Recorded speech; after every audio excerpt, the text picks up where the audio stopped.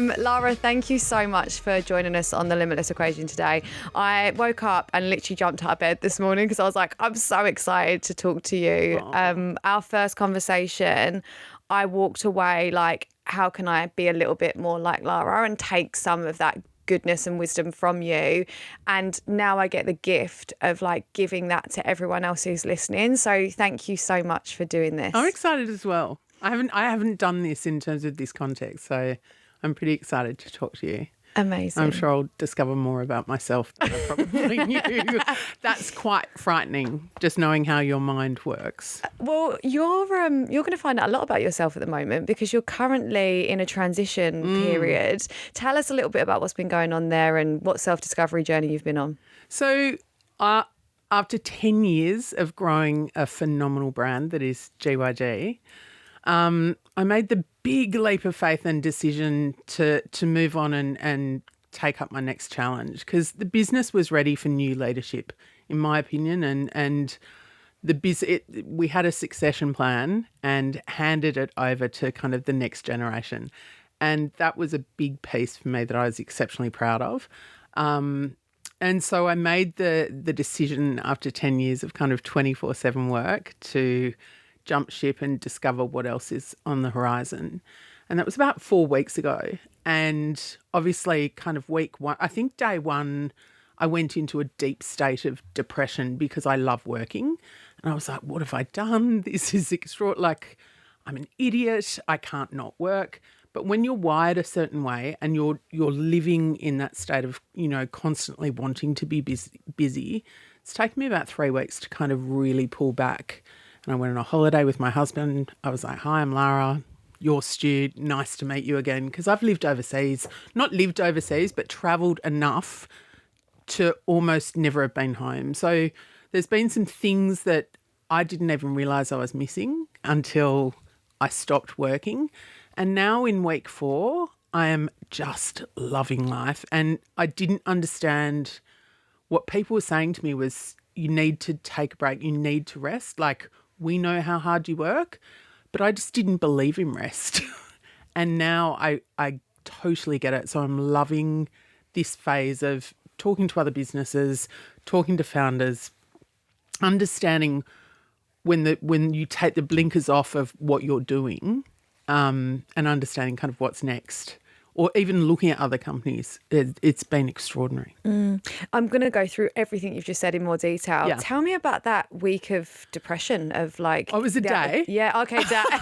It was day a day of depression. It was a day of mourning. And I think when you're building a brand and it's as successful as GYG was, and you work with an extraordinary founder, an exceptional leadership team, and you have an extraordinary network of franchisees and the marketing team, they become, I don't want to say family because, family becomes too close, but a group of peers that you really respect and admire. And I think the people element of it for me was like, I was like, I'm not going to work with these people anymore. And that really hit me hard. And I think it was just the enormity of the decision, because once you've come to that conclusion, you announce it. You spend a lot of time talking through your decision, but it's very robotic. Why did you do it? Where are you going? What's coming next? And then when you have that alone time and you sit down, you're actually allowed to reflect on the last 10 years. And they gave me the most extraordinary farewell that, again, I didn't have a chance to reflect on what it was. And it wasn't until the subsequent weeks that people have been talking to me about GYG and the business. I'm like, this is the most extraordinary business ever. So my pride has been, I'm just now proud rather than depressed.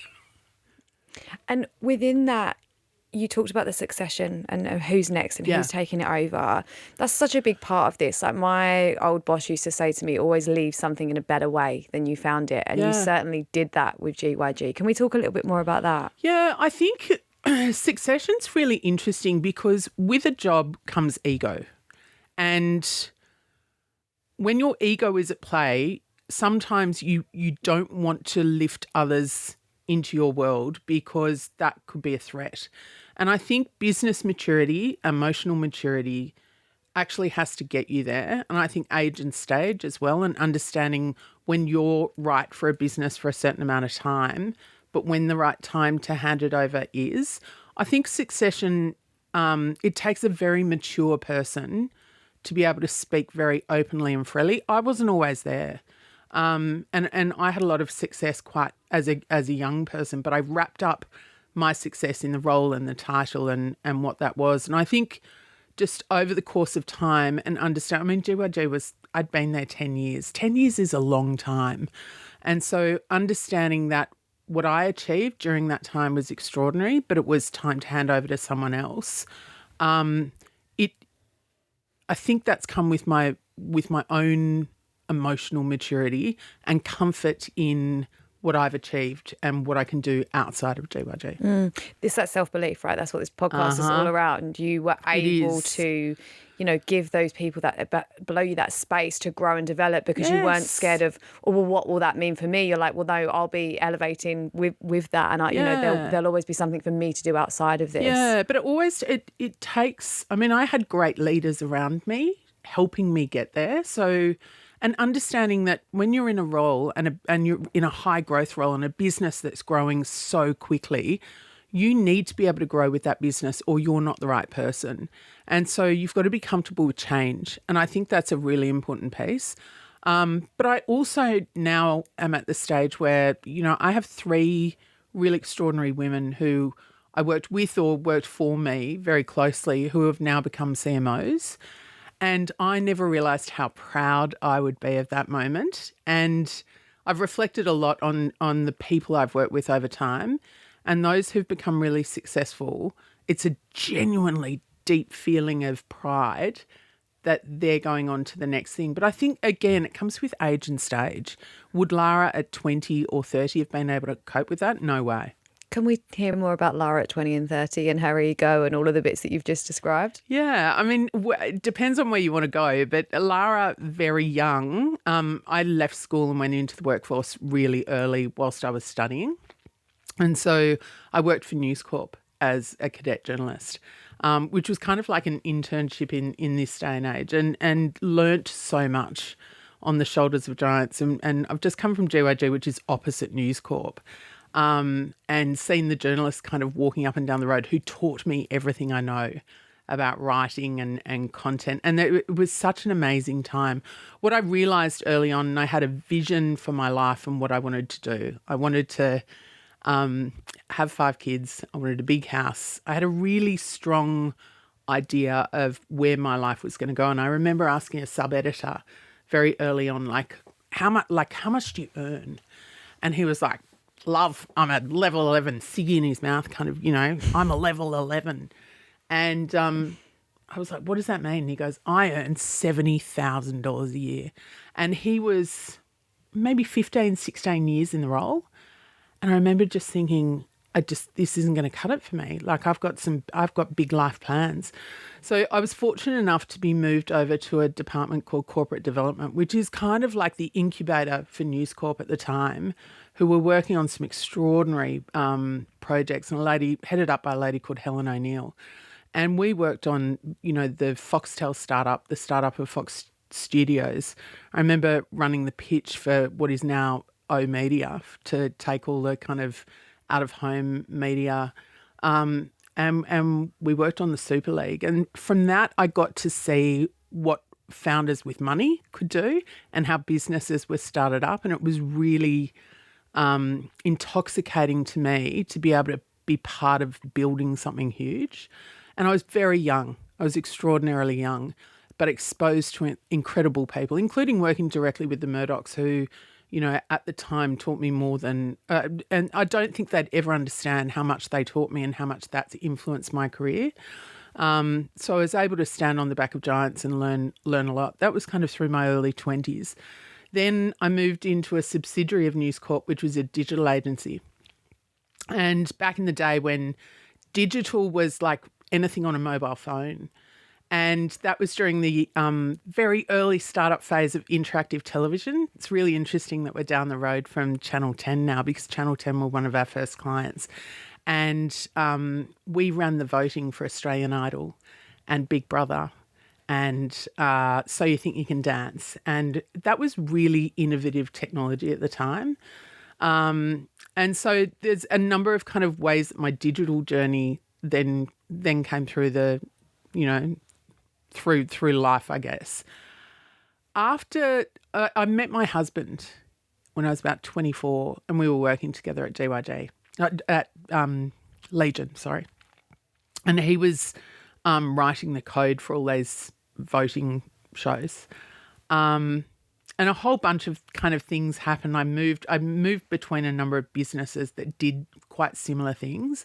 But it was the startup of Facebook days, and we were running big Facebook promotions. I remember working on the first campaign for McDonald's, which is now known as Monopoly. And we had, cups with unique codes on the side of it. It was really high tech at the time. I'm sounding like a dinosaur. Anyway, Stu and I got married, and I was quite young. I was 26 when I got married and fell pregnant on my honeymoon.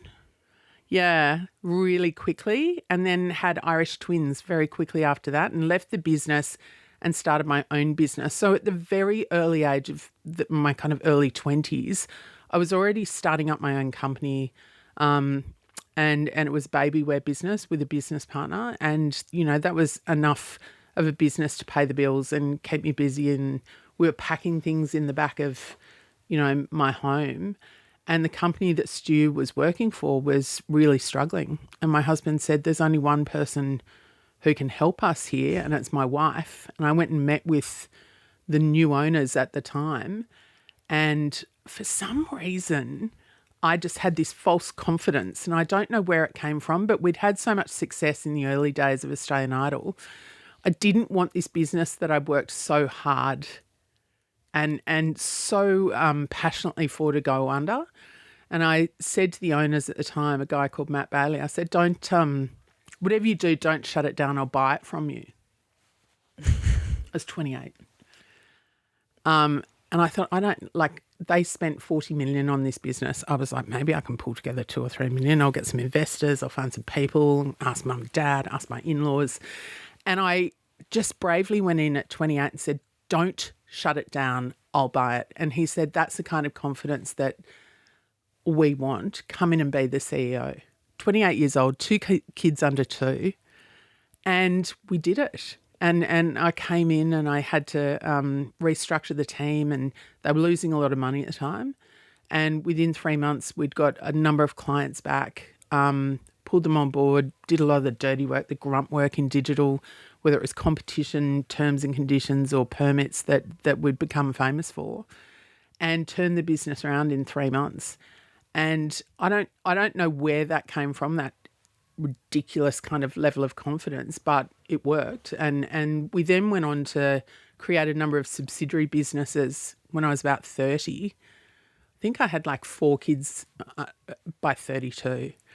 And I was lying in bed one day and I thought, do you know what we need? We were trying to figure out how to make money out of MasterChef, the TV show. And Julie Goodman had just won, and it was just taking over Australia, this television show. And I went to the guys at Fremantle Media and said, I've got an idea. I think we should start a cookware brand for kids with aprons and chef's hats, and I'll go and sell this, brand into Coles and Woolies and Kmart and Target. I had no idea what I was doing, but I'd worked in this baby wear business that I had on the side. So I understood how to source product from China. And I said to them, I need $500,000 investment to get it going. So I'll go and ask the parent company. And the boys at Fremantle said, go ahead and do it. Just make sure it's not all your money on the line. I trotted down, we got samples made, trotted down to Melbourne and sold it into Kmart and Target. I had literally no idea what I was doing. But after the 5 meetings I had with Australia's 5 leading retailers, I had orders of over, I think it was 60,000 units per retailer. And we had sourced them and shipped them and get them made in China. And it was extraordinary. We had so many orders. That product went on to be the highest selling children's toy of the late 90s. And so my 20s and 30s were very much built on entrepreneurial entrepreneurial thinking and this confidence of like just do it, and this constant hunger to learn and be okay to make mistakes but learn along the way and surround myself with some really extraordinary people. And then I had 5 kids by 35, which was, you know, a lot when people look at it, like you and I have talked about, you know, how do you make that decision? I didn't make it, it just happened. And I think what happens is when you overthink things, you get paralyzed by what can't happen, as opposed to following your gut instinct and just going, do you know what? How bad could it be? I love that. Sorry, I'm taking that in from my personal life right now. I'm like, oh my God, she's so right. I love what your husband said as well, which is there's no one else that can save this apart from my wife. And I wrote that down because I was like, the belief in yourself is so strong, but the belief in people that love you is also very strong for, you know, a man to admit that and say that. And I just really admired that as for you two as a couple as well. He's a good egg. He is my absolute soulmate, and I could not have achieved what I've done without him. That partnership and bond. I mean, you can't raise 5 children and have the jobs I've had without somebody standing behind being your number one cheerleader. But the men in my life generally have always lifted me on their shoulders. And you spoke about that with the men at GYG and how they, you know, helped you to kind of get out your own way, maybe, is in terms of what was next. Is that a fair way of putting it? Yeah, Stephen's extraordinary and always said you've got to keep moving your feet, but always had us reflecting on who we were and reflecting on how we led. And there was a reflection on, and he did it as well. And we went through an amazing leadership journey as leaders with a leadership coach called Dr. Peter Fuda, who is just extraordinary, but makes you put the mirror up. And that was a game changer for me because I'd come through being able to work off gut instinct. And you and I have talked about it in terms of the let them theory. And you got a lot out of it. And I walked away and said, I don't know if that worked for me, and not in a bad way, but I have always let them. I have always let others have their own thoughts and not let it come into my world. And that's a superpower for some people who need to get there. But for me, it wasn't. And I had this confidence in self where I let them to the point where I didn't give a shit because my gut had always been so right that I trusted it so much. But what I didn't do was think about how I was perceived or how others felt about me. And I always thought, well, if you're strong and confident and aggressive and you say what you think and you're right, that's enough. And so we went through this leadership coaching and we did the personality analysis. And I got my results back and I think there were 3 colours, like green was passive, red was really aggressive, and blue was somewhere in between, which is kind of that ideal piece. And I got mine back and it was practically 99% red. And even up until that point, I was like, this is awesome.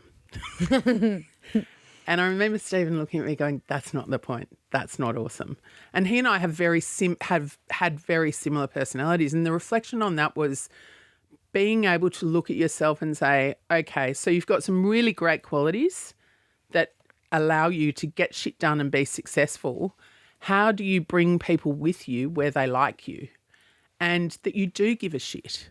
And that's where it's really been a great journey for me to understand here are your strengths, but you actually do need to deeply care about how you're perceived. And you want people to like working with you, not just for you. And there's a big difference there, right? Like being able to bring peers on a journey and not being competitive with them. Because I'd always been a leader and kind of at the top of the pyramid and working in a team environment of high-level executives need real reflection. And I will eternally be grateful for that ability to be able to self-reflect and change for the positive over time. And it's always a journey, but I am so much more not introverted, but reflective of every conversation and what that's going to leave someone else feeling. Whereas previously I was probably like, I don't really give a shit, you're an idiot. Now I'm like, no, no one's an idiot. No one's an idiot. Lara, you need to do better. And so you can only change you rather than kind of trying to change others. And I think that's a really important piece as well that I learned from that process. But that was really life-changing for me. And I'll be eternally grateful to GYG for putting me through that. I run the HBDI training, which is very similar to what you're talking about. And it's so interesting when you walk into a room of people and they've all got they're all the same, they're all green, and they're like, yay, we're all going to be collaborative. And it's like, no, you're missing out on all of these other areas that you're not going to be providing to the rest of the organisation. Yeah, and I'd love to do it again now to understand how I view things, because it was intense coaching. Really intense. And I highly recommend anyone who, if you're doing that, extraordinary, game-changing. I'll do it with you. We'll do it over a glass of wine. I want to talk about, there'll be people who are being managed by an old Lara, like in terms of what you used to be like. If you are being managed at the moment by someone who just doesn't seem to care, is going off their gut instinct, isn't taking people on the journey, I love that you're almost giving those people the gift of, actually, it's a weakness on their part, I feel like you're saying, they're the ones that need to step back and reflect. But can you talk to that generation that's being managed by someone who feels... Yeah, I can.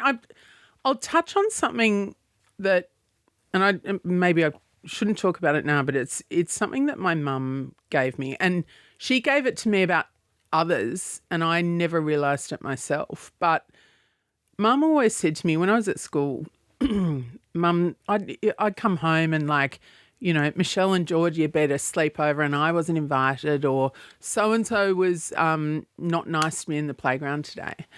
And Mum raised me by saying, it's okay, darling, it's not about you, that's about them. And I always thought, what an interesting way to frame things, which was she never joined in the bitch session or the permeating of gossip, or she never got hurt by what others did to me. She gave me a confidence to be able to say, it's not you, La, it's them. And so what you need to do is understand how they're feeling at the moment. If they're unkind to you or they're behaving in a certain way, you need to understand what's going through their mind, which is kind of the opposite of what I've just talked to. But I think it gave me a bit of a barrier. And I think what people need to understand is, rather than taking everything internally, getting imposter syndrome, thinking that person can't do their job, or assuming in some way that there's something wrong with their leadership style, change the mindset of what is up with that person and how do I make them feel safe with me working with them, and develop a really trusting relationship. And I've had those trusting relationships, and I think that's a really important thing. Is some people probably felt that I was really aggressive, but it was mostly because they were probably green personality type. Whereas I worked with a lot of people who were in that blue space, and they're exceptional, and they got me intrinsically and understood what my buttons were that worked, and therefore I never felt the need to be that way with them. So I think young people particularly, study the person you're working for and understand what's driving them. And 90% of the time, it's got nothing to do with you, and it's got everything to do with what's going on at home, or there's some kind of stressful situation. It could be financial or emotional or otherwise. People have big lives. And so, and trust and talking and feeling really open and vulnerable to be able to say, are you okay? Or this doesn't work for me. And I've had some beautiful conversations with people over the years who, and like it's gone both ways, where we've been able to be really open and vulnerable. And vulnerability is a big skill to develop. You're reminding me of my first job. I remember there was a project that needed to be done and I was so chill about it, because my boss was chill about it. There was, it wasn't urgent. And then one day she came in and screamed at me because it wasn't done. And I remember being at work in the office just thinking, but yesterday that wasn't important. And it was only as I got older I realised her boss must have screamed at her. So then eventually that was coming onto me. And going through, it's kind of like you can only learn these things through time and through seeing how things go on. And that's why I love this podcast of like getting access to people like you who can share those stories and go, we're all learning and we've all never been this age and this seniority in anything before. And no one's doing it perfect, even though sometimes you feel like they are. Yeah. But I also, and learn and change and adapt. I think that's a really important thing and I remember starting my role at GYG and I was like, and by the way, I will never do a 360.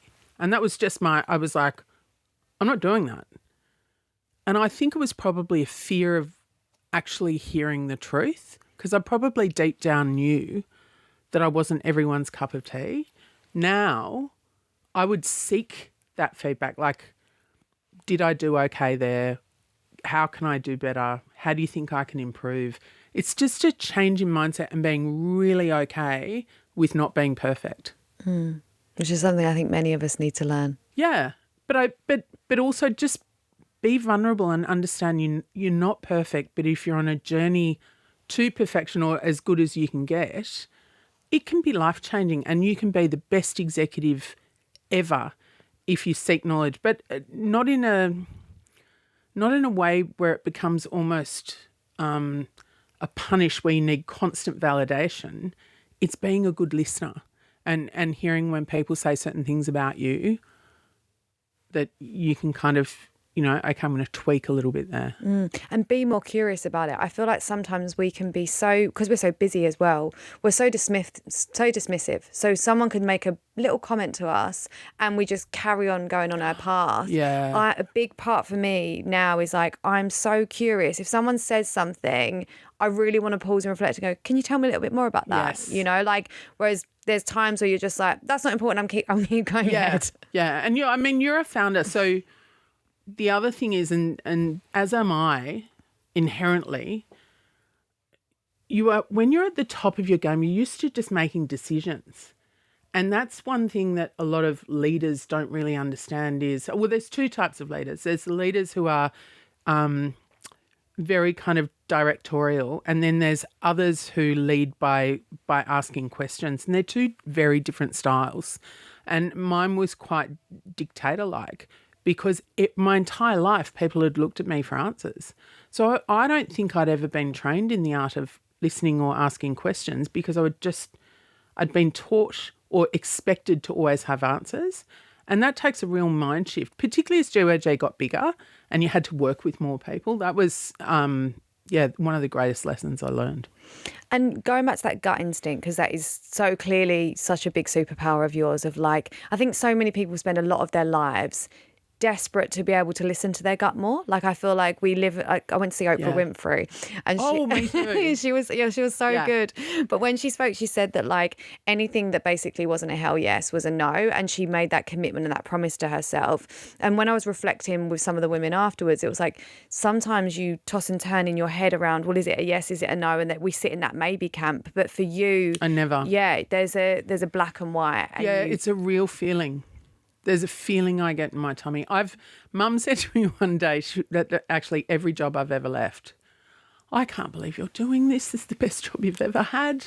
I remember when I left news and I was leaving kind of the news floor and she was like, but you get free movie tickets. Like it was such a great job. And I have always followed my gut, whether it's to have another child. Like I never thought about it. It was always just such a blessing to be able to get a baby.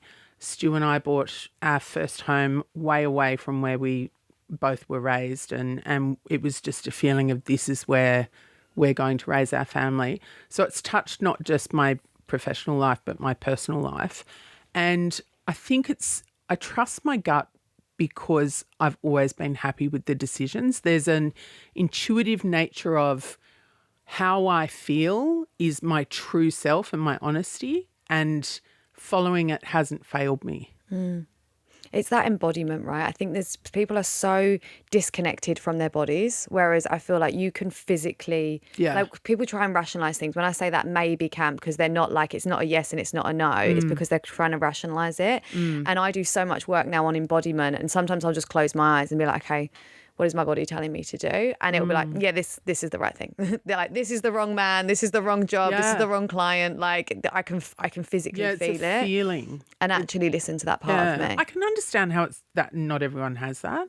I trust it so intrinsically, and because of that, and one of my best friends said to me when I was about 19, I remember, I don't know what had happened, but something must have happened in our friendship or something. I think I hadn't told her the truth on a couple of things. And George said to me, "La, we love you. We love you so much. But that's bullshit." And she really called me out. She said, "Always be honest."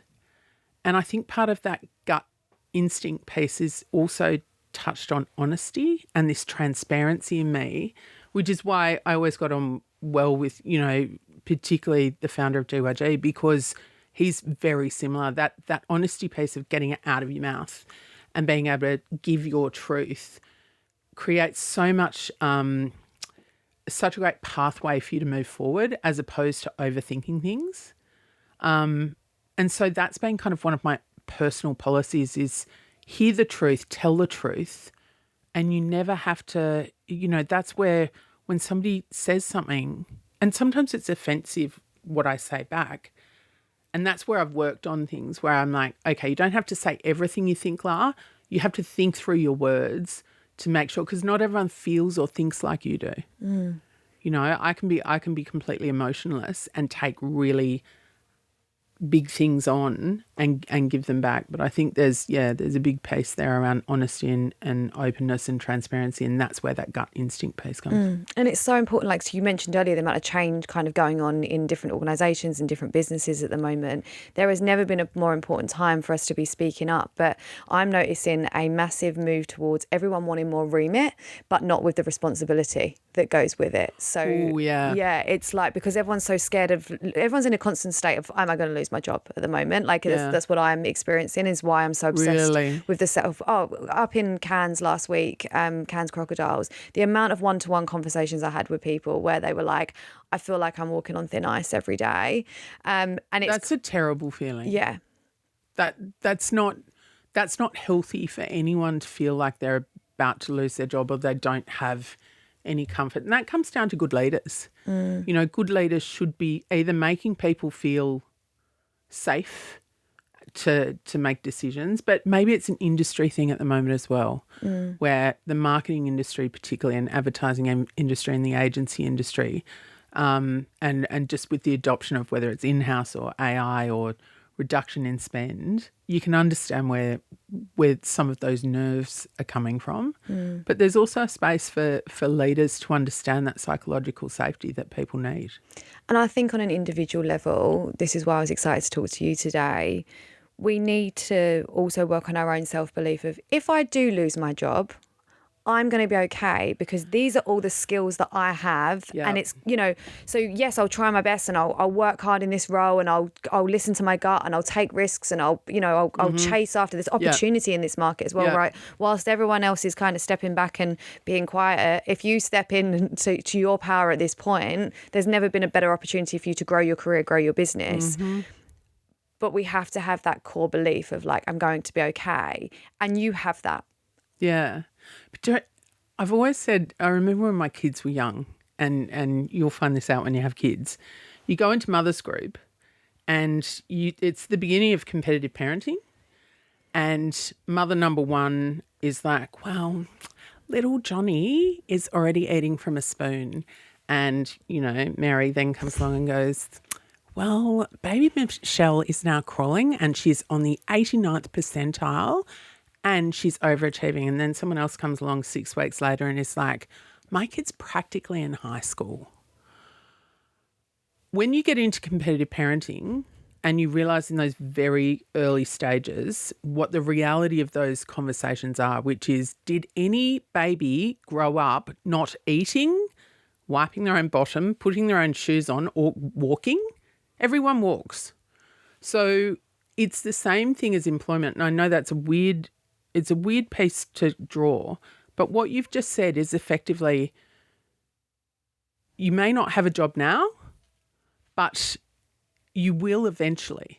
Like everyone gets another job. So don't live in fear of losing your role now. Understand, what do I need to skill myself up on? Like number one right now is if you are not using AI just in your general day-to-day, like even out of your own money, if you're going to spend any money, go and download Claude AI or any other kind of version, connect it to your own personal Gmail and understand how this thing can operate. Ask it, be curious and ask every question, because this thing's going to creep up on our generation, and it's my kids who are aged between 13 and 21 who are becoming natives of these platforms, who are going to supersede people. So when you look at your own skills, you understand what you're good at right now. What do you need to know? Go and look at a skills matrix, and you can go and ask Claude, here's what I do know, how can I get better? And that's what I'm doing. Like, at my age, and we've been through the mobile revolution, and I mean, God, I went to school when there was no computers for everyone in the class. I'm feeling like a dinosaur right now. But understanding that these evolutionary kind of pieces happen to the workforce at every point, you need to adapt and change and learn, and you are never too old. And if you're sitting there thinking that you're better than it, those exact same people said to us when we were talking about it's the year of mobile, mobile's going to take over, everyone's going to be using their mobiles. Look at that now. And there were people who were like, I'm not getting a mobile phone. I don't want people to find me. Like, this happens with every change in technology and professions.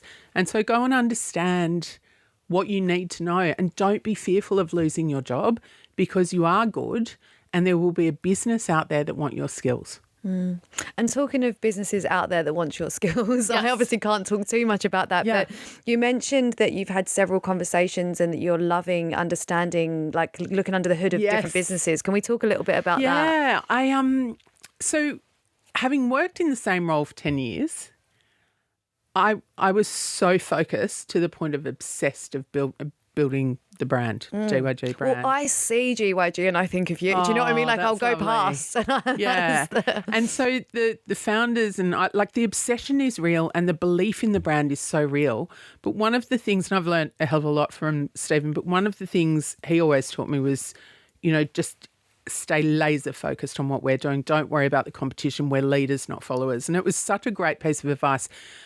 But so much so that I really didn't pay attention to what was going on in the business world, apart from what I kind of read in the papers, because we were just obsessed with building the brand. So putting pens down and having a minute to go and speak to other companies, and I'm talking to founders of businesses in Australia who are generating billions, not hundreds of millions, but billions of dollars of revenue, and we know nothing about them. It has been fascinating. We have got so many extraordinary businesses in Australia today that we should be celebrating. It's fascinating to see the success of, I'm talking primarily founders, but all companies were founded somewhere, and understanding the history of how they've grown or where they may have plateaued and where they need to grow even further. Just being able to lift the hood on other companies and what their model is, or how they actually structure their business or generate revenue, and what their marketing strategy is. I'm loving it so much. I'm so thirsty for more information, and not always necessarily to work with or for those people, but the discussion of understanding kind of what's out there has been amazing. You've definitely given me inspiration of like next guests and where do I need to go and start looking at. I can give you so many businesses, but I'm proud and amazed by the success of Australian entrepreneurs. And what's been, apart from how impressed you are, what's been the biggest learning or key theme of success, or what are you noticing? I think, look, there's something incredibly special about a founder. And the reason being, and I've got an unhealthy obsession with founders. I've pretty much only worked with or in founder-led businesses, starting with the Murdochs from a very early age. So understanding that passion. I think the one thing for me in founder-led particularly is you've got to have a respect for the fact that founders put everything in. And you're running your own business. I've done the same, where I remember, and it wasn't a lot of money, but it was a lot of money to me at the time to put my own money into a business. When you work for a founder, have a look back and look at what does this person put on the line, personally and professionally. They believe so much, and they are usually the last person to take money off the table, the last person to pay themselves. There's something really driving that person, and it's got to be in their gene pool. Not everyone can do it. There's a lot of people out there, if you look at your own career, have I just worked for big corporates, or have I just worked for companies that kind of have enough money and therefore have never had to look at the risk reward piece. But there's a lot of really successful founders out there who have put everything on the line, and I think that's it. There's a self-belief and a strength in their belief, and it's not about the money. It's never about the money. It's about the purpose, the product, and how driven they are. Money might be down the line, the reward, but to put 20, 30, 40 years of your life into that business, and some people I've met have made billions and they're still working the business. It's just not about the money. There's something really, that's the biggest thing for me, is go and look at a founder and particularly the successful ones. They're the ones that put everything on the line, and purpose is their vision and their function. I heard the Uncensored CEO speak at Cannes Crocodiles a couple of weeks ago, and he was talking about how he'd put all of his money into events that he was doing and all into audio. And I was sitting in the audience and I was like, I was meant to listen to this man because I was like, I just put everything into the things that I'm building, the app that I'm building, the events that I'm building. And I was like, there's not one part of me that wasn't going to take that risk. And there's so many people around me like, why have you done that? You should have looked into it more, like giving me all the, and I'm like, I'm so clear on that. I believe in, we are going to help women believe in themselves so that they have bigger, better careers, so that they, live their limitless life, so they enjoy the journey along the way. I'm so passionate about it that, to your point, if I lost money through doing that, but I achieved my goal, I will make that happen. Yeah. And and that's what drives you. Money's often the last thing that drives a founder. Which is it doesn't. I get embarrassed with that, especially I've been trying to. Why? Because a lot of people, when you speak to really successful people, it will come down to money. What are you making? What are you doing? What are you, And I feel like it sounds really immature when you say it's not about that. Like, I actually believe in the goal and I believe in the mission. And it's just when you're doing something like what I'm doing, you get a lot of bits of advice, and you have to make sure like the bits that you take on board are like, this keeps me on my path, as opposed to, that's a great business idea, but it's really far removed from what I'm actually like trying to achieve. But also taking all the good bits on board. So I find myself in a very interesting position at the moment because I'm very curious. I love learning from people, but I also have to be really strategic in what bits do I take on board for my life as well as for my business that are going to be the right thing for me. Yeah. But if along the line, like say along the way, you go, okay, I've got to raise some capital because I need more investment to develop this app or website. I will guarantee you that whether it's investor, like private investor or private equity or investment bank, the first thing they will ask you as a founder is how much have you put in? And 99.9% of the time, unless the founder is all in, they won't invest in you, because that's the first trait of a founder, is the passion is what drives the building of the brand. And that's why I've got so much respect for founders, because I know what they put on the line. And it's not just money. It's often their relationship, their kids, time, travel, effort, financial security, everything. I mean, if you work for a founder, go and say thanks to them, because they're not only the reason you've got a job, but it's lonely at the top. And I think that's really important as well, is a lot of people don't understand the person they're working for shoulders a hell of a lot more than probably the guy that runs the ASX listed company, sure, or girl, does equally as much work. But yeah, there's something really special about founders for me. And you talk about the sacrifices. You would have had to make a lot of sacrifices. Huge. Your face just got so expressive then. So many. Yes. Let's talk about that. I think, so I'm a little bit glass half full. So a lot of people look at me and say, how can you have 5 kids and such a big job and travel so much and work so hard? That's not a sacrifice to me. That's what drives me. And so I think if we flip it on the flip side, who's had to make the sacrifice? My kids and my husband. But they know what makes me happy and they know what drives me. You can't have it all, and I will never proclaim to have that. I've been married 22 years. I have 5 children. I have had to employ people or outsource, driving around, or I had to employ my mum at one stage. She had to quit her job and I paid her to look after the children for me when they were very young. The sacrifices, I don't see it as sacrifice. It's really interesting the way that, I have a 13-year-old who has been doing his own washing since he was 7 years old. Now, maybe that's success through neglect, but I look at that and think I have 5 very independent children who can all cook, who do their own washing. I can't remember ever making a school lunch for them. I have a husband who is happy and okay with the fact that I'm away quite a lot. And they understand what drives me and what keeps me happy.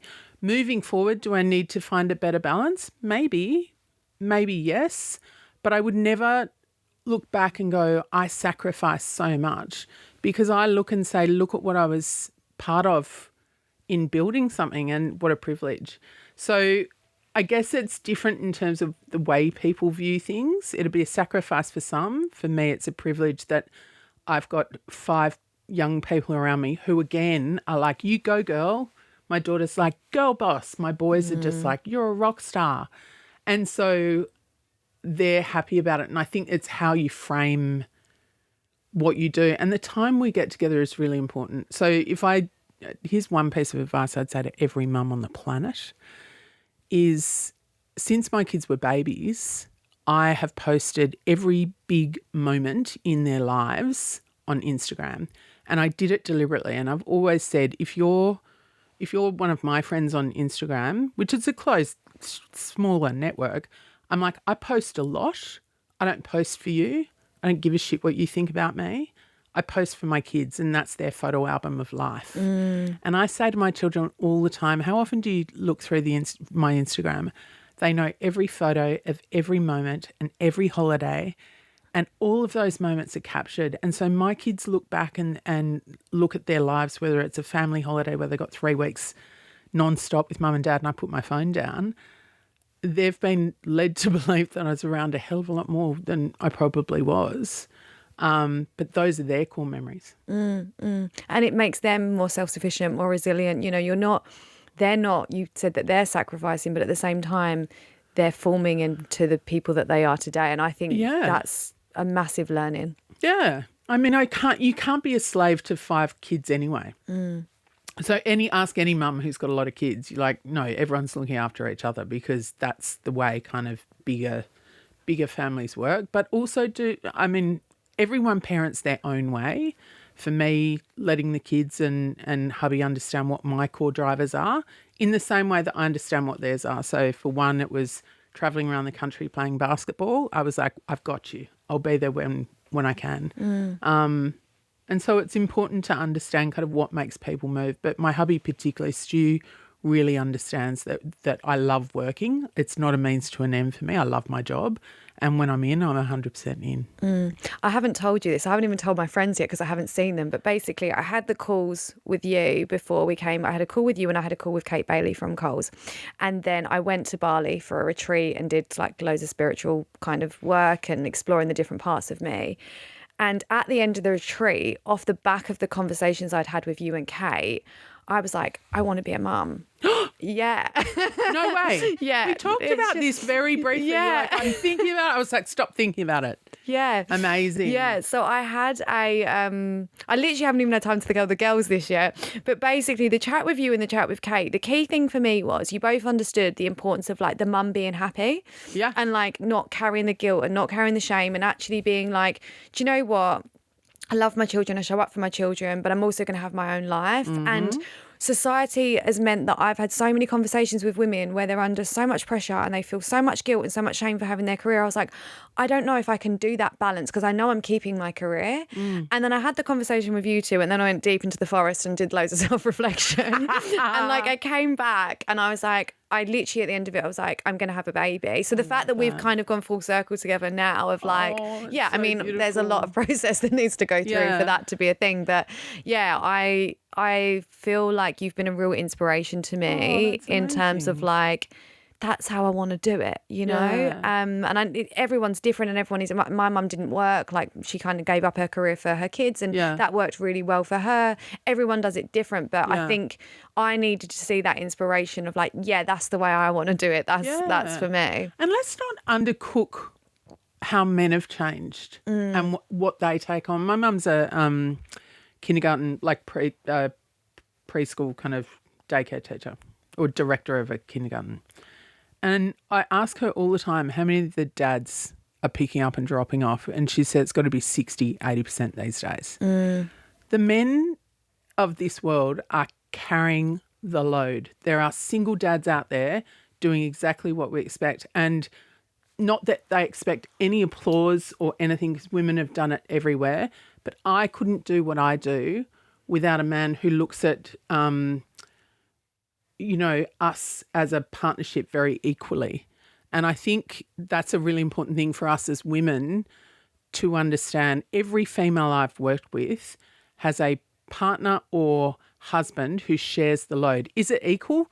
No, probably isn't. Pay probably isn't either. And sometimes one's up here and sometimes one's here. But men are stepping up into far less traditional roles and doing it bloody well.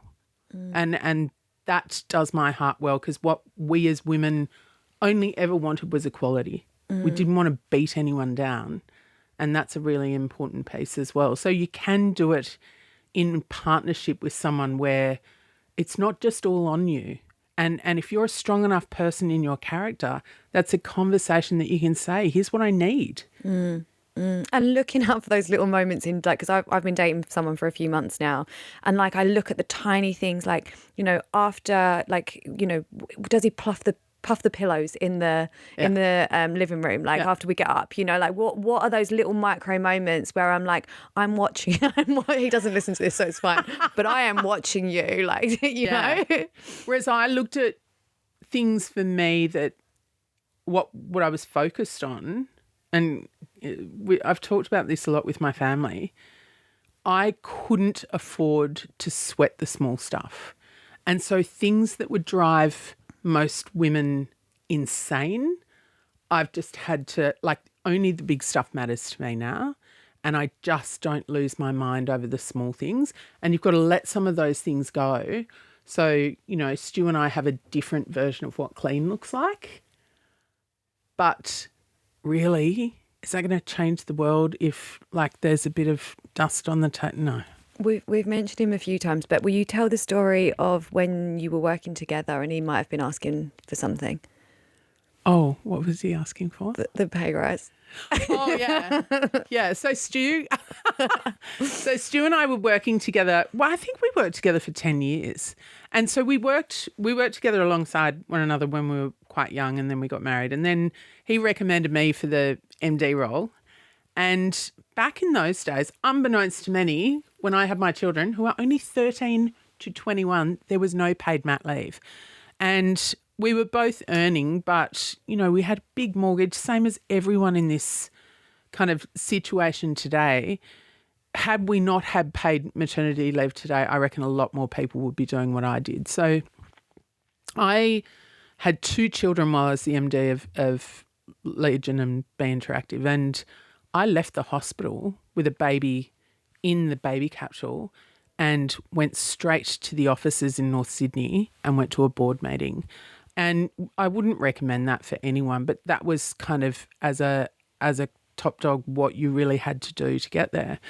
And so my fourth child was actually raised in the office. My EA, Catherine, at the time had a desk outside my office and she was babysitting my 6-week-old like throughout the day as I took him to the office. I mean, what was he going to do? Sleep at home anyway? He was just there. So I had to do my husband's performance review one day, which is awkward at the best of times. And our CFO was recommending he get a pay rise and I was being a little bit against it. But while we were negotiating, I was breastfeeding our fourth child, arguing with the CFO against my husband getting a pay rise in front of my husband, whom I was married to, and I personally was going to benefit from it. It was the most bizarre situation. I've had a few moments like that where I'm like, this is just surreal and strange. Yeah. But yeah, that was kind of a first, is actually feeding a baby whilst doing your husband's performance review in front of the CFO. I mean, thank you, Michael Small, for just being a legend and getting it.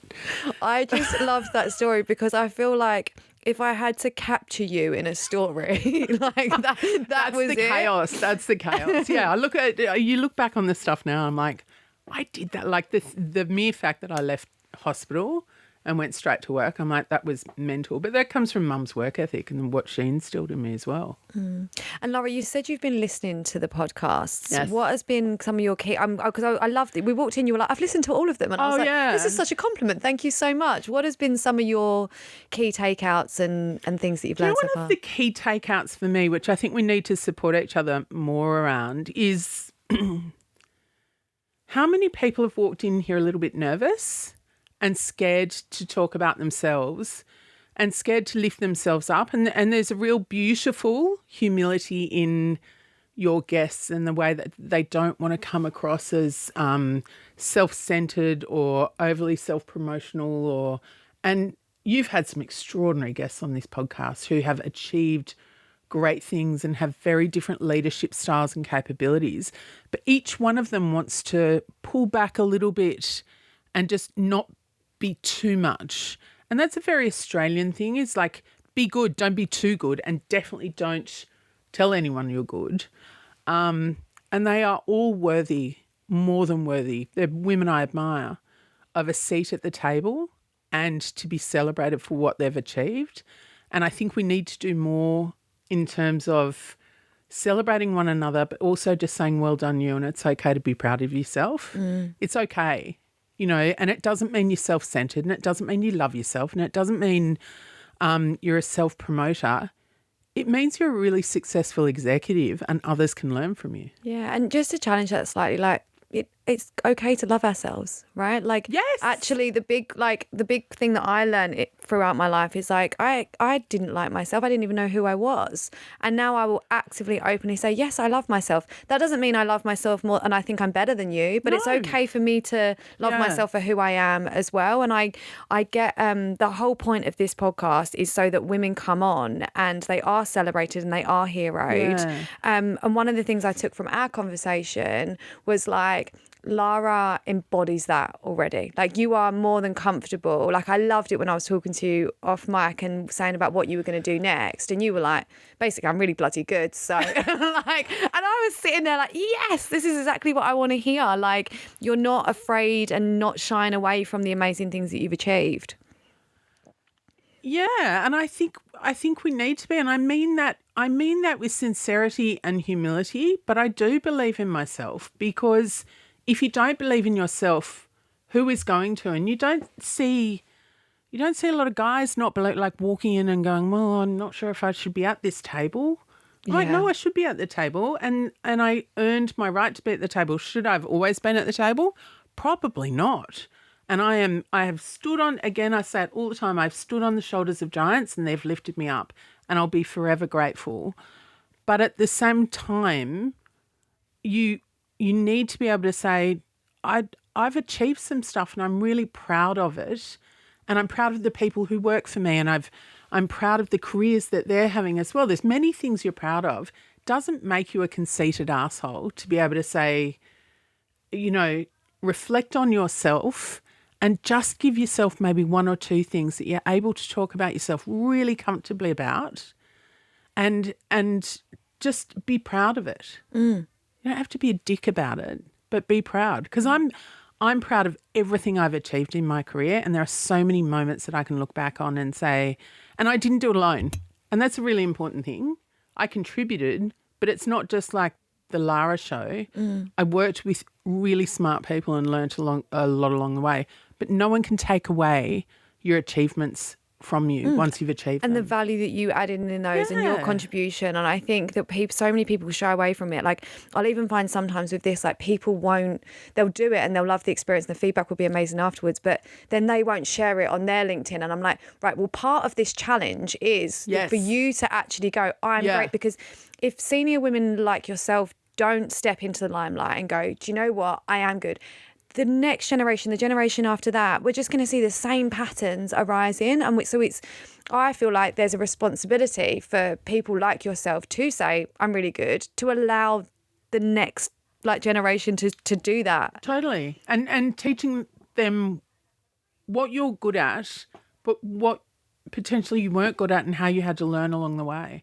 I couldn't agree more. I think the fact that you need to be able to share those moments and stop worrying about what people think in terms of the perception piece, but be confident in what you're achieving, and be okay when someone gives you a compliment. Just be okay with it. Yeah, I'm still working on that one. Yeah. On the flip side of that, you've had time to reflect. What are the things, or what is the main thing that you want to make sure you do differently or take into your next role? Like, what's you're in a position of power at the moment in terms of knowing who you are, knowing what your success is, but you've spoken a lot about that curiosity of like learning about where you need to improve. What's your have you had any time to think in the last month around what you're the big thing for me around my next role is working. It's not necessarily about title or obviously it's always about seniority, it's always about money and all of, let's take those things away. What's really critical to me is I've spent 10 years in an environment where I worked with an extraordinary leadership team who were very, very tight. I had a founder who was like a big brother. And so the familiarity there is, it was easy. It became inherent. 10 years is a long time. So the big thing I want to do to be able to walk into another role is understand that was a period of time. You now need to relearn different ways. So being flexible enough to, whether it's understand a new industry or a new founder or a new CEO, and working within those parameters. And that'll be a challenge for me because I am just familiar, but I'm really excited about it. But also understanding what drives a different team, because you become really overly familiar. So that's probably one thing I want to take in. There's nothing worse than somebody who starts a job and walks in and goes, well, we did da-da-da. Yeah. And so I'm mindful of that. I think developing people I'm excited about. I think I was very busy in my last role, and probably, on reflection, probably a bit more time in developing others, because now's my time to teach as opposed to do. But when you're in the weeds at the growth stage, there's not a lot of time to teach because you're so busy doing. So yeah, I feel like that already with you. Like, I can see that coming out in you, just in the way that you've been helping me and what the wisdom that you've shared with me through our very short time together. I can see that is very much a big part of your next chapter and what you want to step into. Yeah, I'm ready for that, and I'm also at like we started at the beginning. My age and stage has allowed me to be emotionally okay. You don't have to be the main character, La. Impart your knowledge and help others overachieve, and, start developing succession planning from the very beginning so that, legacies can be continued. I love that. We've gone full circle. Oh, Love that. Look at us. It's almost like we planned it. We actually didn't. There's no script ever. Everyone always comes on. They're like, what, can I have some questions? I'm like, no, I don't know what I'm going to ask you. I ask as I go. It's so much more fun. Were you ever a journalist? No, I just genuinely really interested in what you're saying. So I'm like, tell me more about that. No, your curiosity is amazing. Well, I get to talk to fabulous women like yourself. Like, it's the biggest gift. Like, what a job. When people say, what do you do for work? It's like, I get to learn from the best people and then share that with my network. Like, is there any... Be amazing. Yeah. And when you reflect on your own career, isn't it funny how many moments in time, like, people just give you these nuggets. Like, I remember there was a guy called Bruce Buchanan. He was the founder of Jetstar. He started up Jetstar. And he was offered the role of CEO of Qantas. And he took me aside one day and he said to me, "La, there's two types of marketers in the world. There's brand builders and brand custodians. And the reason why I chose to do what I do," and he's now started up his own business and it's a multi-billion-dollar success and he's extraordinary. But he said, "You need to remember you're a brand builder. And you'll know when the time is right for you to build another brand." That was like 8 years ago.